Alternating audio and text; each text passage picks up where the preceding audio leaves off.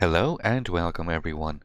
Today's video features a complete review guide of the brand new American Tier 8 premium cruiser USS Rochester. The Rochester is based on an Oregon class cruiser with more advanced AA weaponry in a different arrangement compared to her predecessor, the Baltimore class. She comes armed with 9 203mm guns in 3 triple-mounted turrets, and with a twist similar to the previous dockyard ship, the USS Anchorage, she comes equipped with the smokescreen generator. Before looking at the captain build and the ship stats in depth, let me tell you quickly about a giveaway for one lucky winner of this USS Rochester. All you have to do to enter is leave your in-game World of Warships name and the server you play on in the comment section below in the format you see here on screen, and I'll randomly draw one winner in roughly 2 weeks from the release date of this video. Okay, so good luck to you all in the giveaway, and starting here as usual with the captain build, you can see I'm using the Halsey captain with the bonus to grease the gears and gun feeder, and as you can see I am using the 3-point heavy AP shell skill, but for the rest the build is pretty standard for what you would usually use on a US cruiser. But it is important to remember that all the numbers mentioned from now on in this video are based on this exact build, and I do highly recommend using the Halsey captain on this USS Rochester, as it's very effective. So let's quickly pull up the armor layout. Just using a simple port screenshot, we can see the Rochester gets almost universal 27mm coverage, fore-end plating, the upper casemate armor, main deck, aft end plating, aft end deck plating is all 27mm. The superstructure gets 16mm of plating, and the main Citadel armor belt is 152mm, and there is an additional strip of Citadel armor belt deep beneath the waterline underneath the front 2 gun turrets, and this is 76mm. The main battery gun turrets get a frontal plating of 203mm, 2 sections of side plating, at the front 83mm, at the rear 38mm. The actual rear plating is also 38mm, and finally the top plating is 76mm.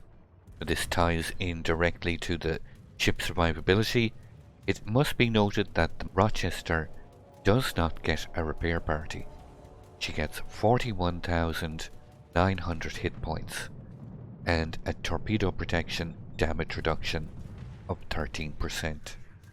This is further reinforced by USS Rochester having access to both hydroacoustic search and the smokescreen consumable, which both synergize very well together. This hydro consumable can detect ships at 5 kilometers and torpedoes at 3.5 kilometers. So we come to the main battery. Rochester gets 9 203mm guns. They have a 12-second reload speed. They are capable of turning 180 degrees in 25 seconds. They have a max firing range of 15.9 kilometers with a max dispersion of 132 meters at that range. And these guns have a sigma value of 2.0.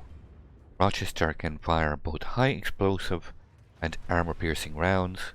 The high explosive can inflict a max damage of 2800.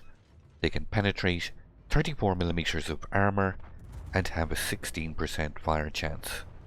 The armor piercing has a max damage, including the heavy AP skill, a max damage of 5250. The shell speed does differ slightly. The high explosive shell speed is 823 meters per second, while the armor-piercing shell speed is 762 meters per second. These 203mm main battery guns share almost identical characteristics with the Baltimore in terms of penetration, damage values and shell speeds, the only difference being a slightly slower reload speed. Rochester gets an additional 12 127mm secondary guns in 6 twin-mounted turrets. They have a reload time of 5.4 seconds. They fire high explosive rounds with a max damage of 1800. They can penetrate 21mm of armor with a max firing range of 6.9 kilometers, with a shell speed of 792 meters per second. Moving to the AA defense, USS Rochester gets 20 76mm guns and the 12 127mm guns that also act as secondaries also function as AA mounts. They can pump out a continuous average damage of 318, firing 5 flak explosions per salvo with a max damage of 1540, with a max firing range of 5.8 kilometers. And now this is further reinforced by having access to 5 defensive fire consumables. Unlike the Baltimore, where you have to choose between defensive fire or hydroacoustic search, the Rochester comes armed with both. In terms of maneuverability, the Rochester gets a base speed of 33 knots. This can be increased using the Sierra Mike signal flag to 34.7 knots. Turning circle radius of 750 meters per second with a rudder shift time of 10.5 seconds. Now you can change this. I am using the Propulsion mod in this build, but if you were to mount the steering gears mod, you can further reduce this rudder shift time to 8.4 seconds. Finally, stats wise, we come to the Rochester's concealment rating of 73, which equates to a surface detection range by enemy ships at 9.5 kilometers and by enemy aircraft at 5.9 kilometers. So that's the Rochester's ship stats taken care of. The big question is, how does the ship perform? And in my opinion, it's quite strong. The smokescreen consumable allows Rochester to be up-tiered and still be effective when fighting Tier 10 ships. This ability to be up-tiered and still deliver strong performances, for me, is a hallmark of ship strength. I know a lot of players will be thinking, oh no, not another smoke-firing cruiser in the game. That is the last thing we need. But I must admit to having had quite a few very nice games in the Rochester already. It went through some significant changes throughout testing.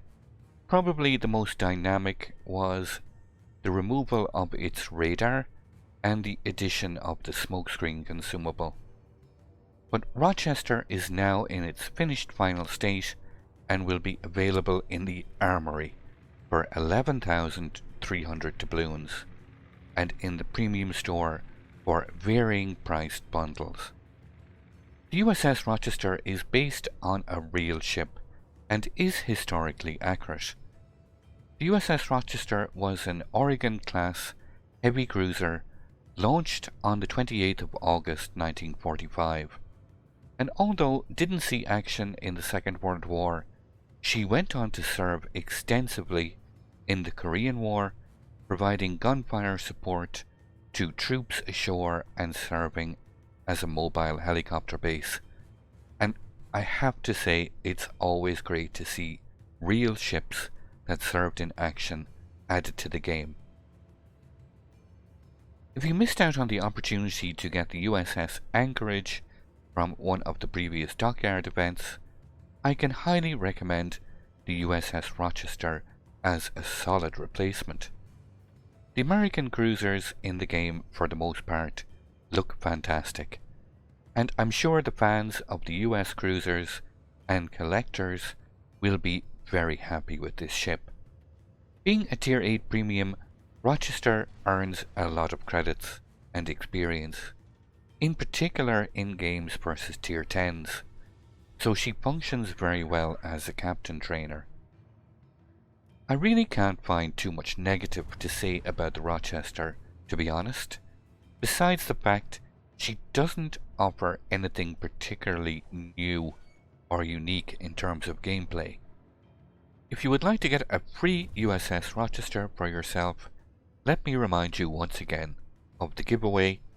All you have to do is be subbed to my YouTube channel and leave your in-game World of Warships name and the server you play on in the comment section below in the format you see here on screen. If you like this review, feel free to also hit the thumbs up button below the video. It really helps me out a lot. So thank you very much in advance, and good luck to you in the giveaway. I have numerous other giveaways regularly both on my Discord and Twitch channels. You can find both links in the video description below. And if you have any questions or would like to see some live Rochester gameplay, feel free to come on over and visit me on Twitch. You can see the link here on screen. I look forward to seeing you all.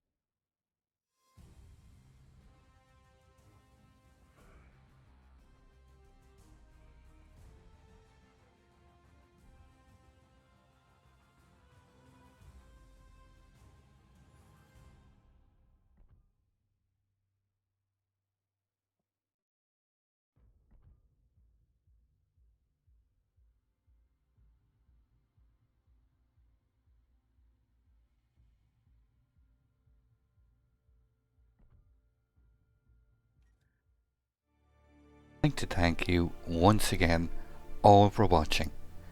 Don't forget to like, share and subscribe for more. Take a moment to check out some of my most recent videos and leave a comment below. And until the next time, keep sailing it like you stole it.